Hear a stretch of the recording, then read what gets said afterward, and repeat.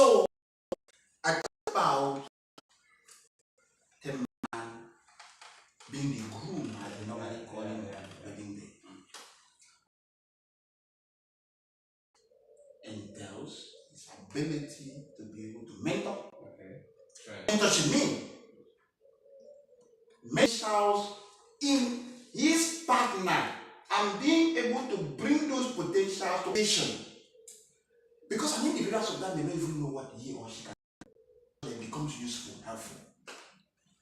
Then he should have the ability to coach. And what does coaching mean? When you look at a football coach, what does he do? A football coach does not teach people how to play. He's not the one that teaches people how to dribble. He's not the one that teaches the goalkeeper how to catch football. Would have already known how to catch football. The guy that takes free kick would have already known how to take free kick. But what the coach does is the coach provides the guidance that enable that skill the guy already have to key into them achieving their goal. I know how to dribble. How does the coach mean to dribble of us? That's where the coach comes in. Why the necessary guy against the wall? That's where coaching comes in and not of this man. That process of grooming has its own challenges. Now in the church, you typically say the husband should love the wife and the wife should submit to the husband. And it sounds very fine. Even though I hear the story of a typical home that they were having crisis and they made a man. Don't you know you are supposed to love the wife? See me, yo. I'm ready to love my wife. See, love is ready in my heart. I'm ready to give her the love. The only thing is that my wife does not submit. And they meet the wife and say, baby, you are supposed to submit to your husband. The wife, I know that very well. I am ready to give my love, my husband submission. The only thing is my husband does not love me. So the husband is looking for submission to love. The wife is looking for love to submit. And both of them in crisis. Now, let's come back to the concept of love. What is the concept of love? There are different perspectives. But in a marital relationship, I see the concept of love as something that shows you being able to show empathy, being able to be concerned with the concern of your partner, not being disconnected. Your drive is to make sure that things work positively for your partner. Your drive is to make sure that your partner is happy. Your drive is to make sure that your partner fulfills her own goal. I mean, you have a heart for your partner. You appreciate your partner. You celebrate your partner. You value your partner. You elevate your partner. You hold your partner in high esteem. You respect your partner.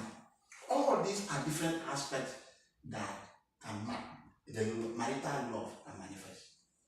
Now, go into a typical home. You see where that concept of love is misconstrued. Or when I even say is misconstrued or is abused. Or what's abuse? Abnormal use. When you use something abnormally, we say you have done what? You have abused the thing. When a concept of love in a marital home is abused, and what do we see?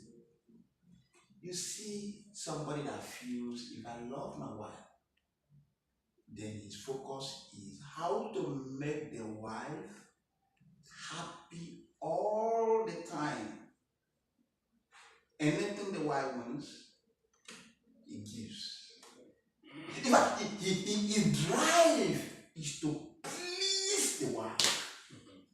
And that is what he calls love. Now, if you are a leader, where in a marital relationship, like when we talk about the concept of headship of a man, the Bible says, for the man is the head of the home. And the man is rather using that headship for the negative side, ready to torment the lady to do all sorts of things. If he recognizes that that headship is the headship of leadership, what does a leader do?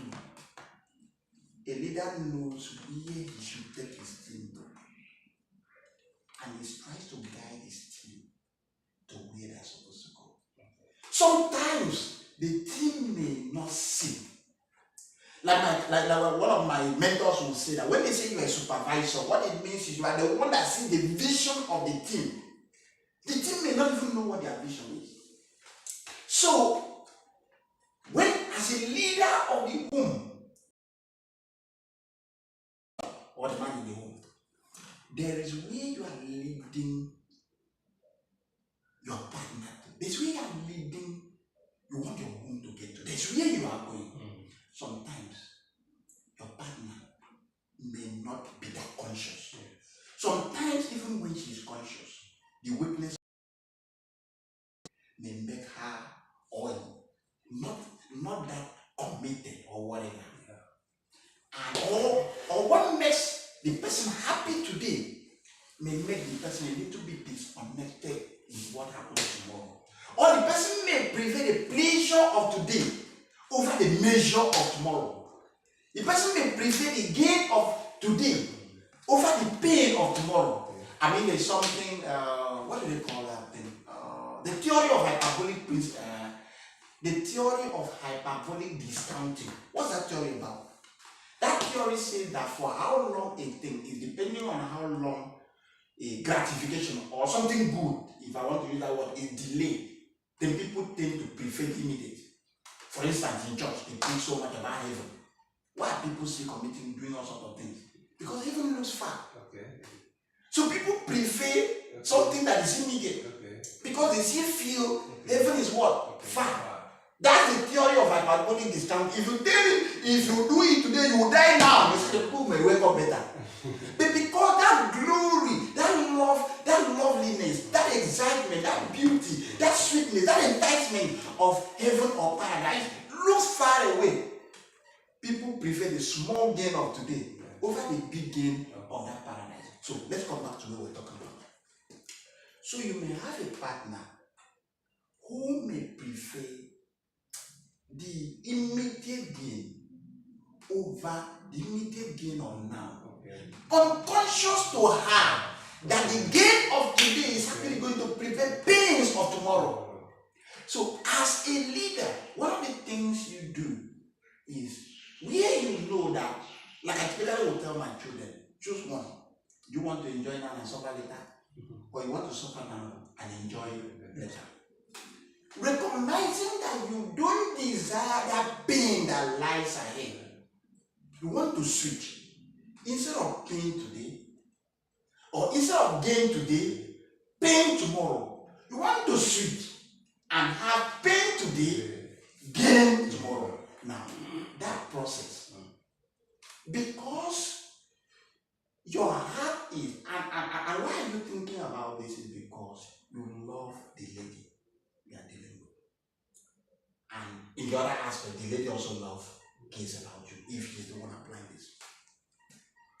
So, but in some instances, you realize that if you want to give this lady everything she wants, dance to all the music she plays, being in all the direction that will please her, you will end up making her enjoy today, but suffer tomorrow.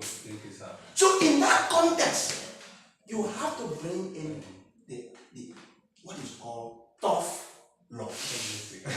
So this is actually true love. This is actually real love. But because it may manifest at the initial time in the form of pain, in the form of inconvenience, people may misunderstand it to mean that you don't care. Take for instance, you have children.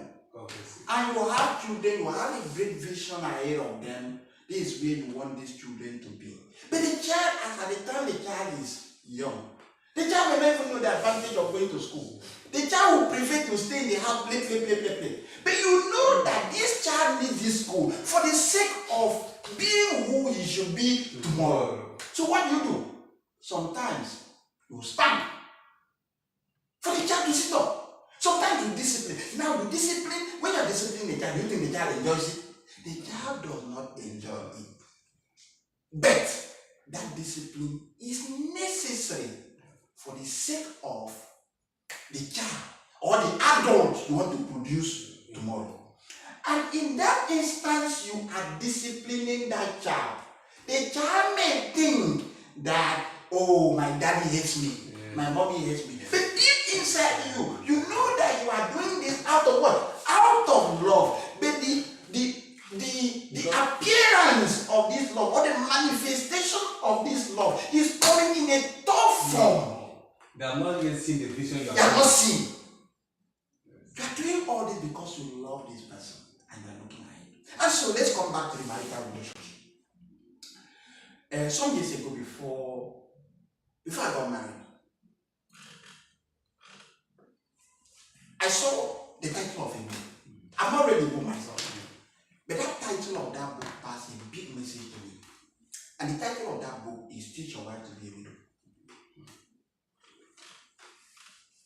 Now, this may sound quite odd.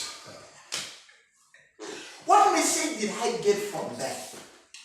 The message I got from there is, as a husband, I need to train my wife, I need to groom her, I need to coach her, I need to mentor her, I need to bring out the best in her, so that assuming I am not there, our life does not come crashing.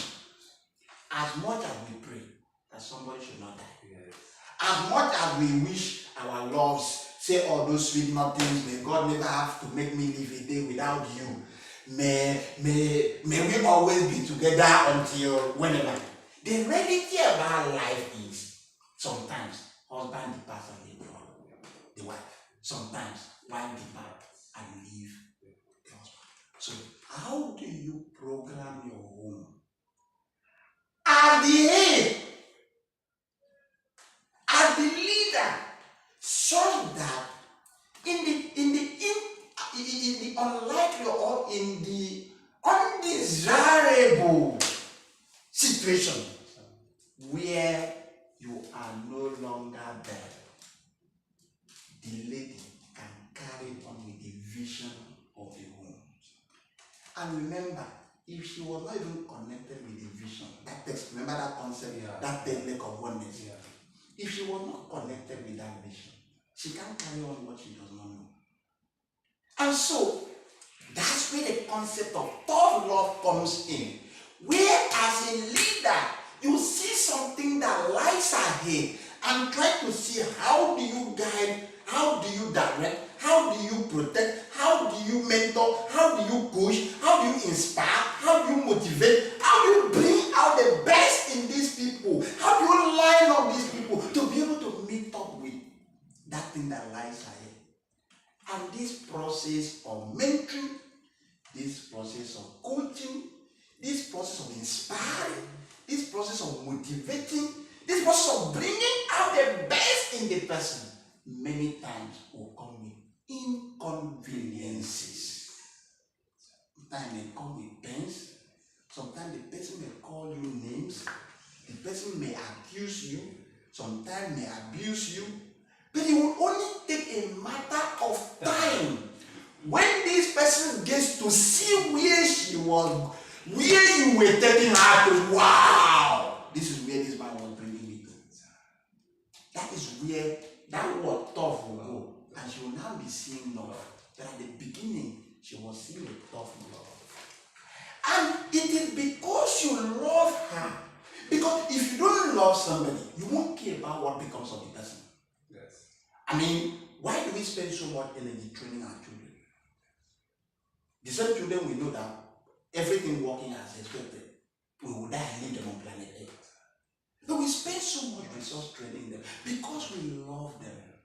So that you see some parents even going as far as getting properties, lot of things, in the name of who? Their children, that even when they are not there, let my children have something to continue their life. Why are they doing that? Because they think it's out of love.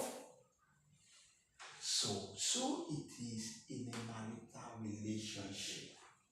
You look at it, what can help? For instance, you have a lady in the home, and maybe she's struggling with managing resources.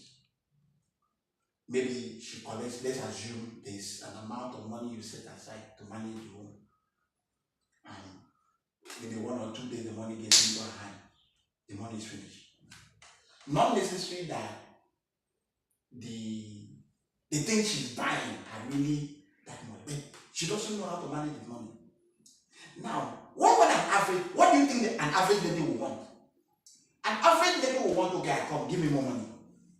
The money has finished. Give me more. That's what an average lady will think, will want. And she will call her, she comes and you give her more money. She finishes throwing them away and comes and you give her. What would you say? My husband loves me. Is that love? So when you move into the concept of tough love, when you move into the concept of tough love, you look beyond the immediate. You look, this lady, I gave her money. There was money that we allocated in the home for this. And this lady can manage.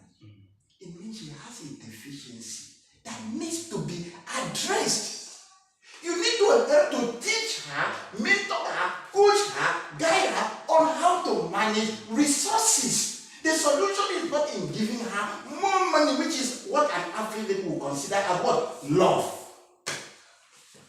So, looking at the concept of tough love, you shift from giving more money to trying to mentor, train this person to be able to manage resources. This period of training, this period of mentoring, this period of coaching, this period of whatever you may call it, you are trying to bring that potential in her to be able to bring the better side of her. It may come with pains, it may come with inconveniences, it may come with rough edges, it may come with challenges. And sometimes it can come to a point that it looks like you people are looking for where do we go from here? But the summary is there is what you are looking for. Want to bring the best out of this person. And that is a means of manifesting tough love. Now, you are doing all this because you care for the person beyond the immediate. If you don't care for the person, you may be blinded by that concept of love. You keep giving this person money. Maybe tomorrow you are not there. What happens to this person? Even if you were working somewhere and so much money is thrown into her hands, she may not be able to manage that money because that capacity to manage the resources are not there. But if you are focusing on that concept of tough love, you groom her. Even when pains come, even when she calls you names, but you know that you are doing all this because you care. And it can manifest in different ways. Some can be grooming her in how she talks. Some can be wanting her to develop herself. Maybe you marry a lady now, for instance. You have gotten married to that good girl that you were looking for. She's a virgin, very beautiful, soft-spoken. But the first time you walk with her into the street and found yourself in the midst of your friends, when she started speaking, in fact, all your friends were looking the other way. And imagine, why would this guy marry a lady that cannot even make a complete sentence? You married a good girl. So, what do? If you want to please her, you can wave those things aside and continue to rotate, or maybe you decide to keep her in the home. They invite you to an occasion because you don't want her to disgrace you. You keep her in the home. But another man may say, no. Instead of struggling with this, I am the leader of this home. I am the groom. I'm the mentor. I'm the coach. I have a responsibility to bring something that is hidden in my life outward. And what do? You can think about, do you want to enroll her into a program that can help train her? Now, this program may require her waking up earlier than she would have loved to. Yes. It comes with pains. Yes. This program may require she goes to the place and comes back. Maybe you're sitting down to interview her. What did you learn today? Okay. This program may mean she's speaking the English and you're trying to guide her, correct her. Against her, you may feel that, oh, if I correct her, she may feel angry or whatever. Okay. These are a lot of ways I can. What are you doing? You are trying to bring the better side of her out. But that better side of her, at the period that you are trying to do, it will come with pains, like I've said, yes, inconveniences, and lot of other things. Yes. So tough love is actually, in my opinion, real love. And remember that tough love is not maltreatment. Okay. Yes. A guy that is insensitive, arrogant, rough, or careless, or what other word, like violent, Okay. that's not tough love. He's just manifesting his inability to coordinate and handle himself. So, in fact, that's such a guy who is violent, manifesting his displeasure. Maybe he has a lady, and the lady does something. No, I'm not even talking about the lady he has in his house. I'm not even talking about the average guy that may have a lady outside that may be doing some other things. Let me even look at the wife he has in his house, and he feels that, oh, there's something the wife does that he doesn't like. Okay. And his own way is to break in, flog the lady, send the lady out of the house, and bind himself. Don't you know that I'm high-tempered? I mean, the guy should rather go and see how to hold himself. How he needs to go and learn how to be emotionally intelligent. He needs to go and see how to manage himself. Okay. That is not tough love. Okay. Tough love does not manifest in terms of being violent. Because a guy that loves his wife toughly shows care. He shows empathy. Okay. His drive is to bring the best out of his wife. His drive is not to unnecessarily inflict pains upon the lady. Thank you, sir. Yes, sir. Thank you, sir. Yeah. We are so much happy today. And thank you so much for the opportunity you have granted us to be on the camera and be able to explain what marriage is and the stable marriage and the tough love. I really thank you, sir. Really thank you. Your explanation will go a long way in helping most singles and even those that are already in marriage to see that they have a goal to achieve. God bless you, sir. Thank you for the opportunity. As I said at the beginning, yes, for me, marriage is one of the best things that have happened, yes, to my life. Yes. And I pray every young man, every young lady, yes, that wants to get into the marital institution should actually understand what that marital institution should be and recognize that that marital institution is not a destination. Okay. It is a means to something. And they need to know where they are going and then probably have a strategy in how they will do that. And he needs to remember to live. Okay. He needs to consciously, okay, remember to cleave. And he needs to remember that after cleaving, they need to be one to be able to allow the vision, the purpose, the depth, or the sweetness, or the goodness, that is buried in the institution of marriage to manifest itself. Thank you very much. Thank you, sir. It's a good pleasure. Thank you, sir. I'm happy, sir. Thank you. Yes, sir. I will request one thing that in some other time, in subsequent time, we shall have another topics that is bothering us, we Christians, so that we can arrive at certain goals, sir. No problem at all. I'm available as much as time allows. Thank you, sir. Thank you. Thanks for the good of you guys, sir. God bless, sir. Thank you, sir. God bless, sir.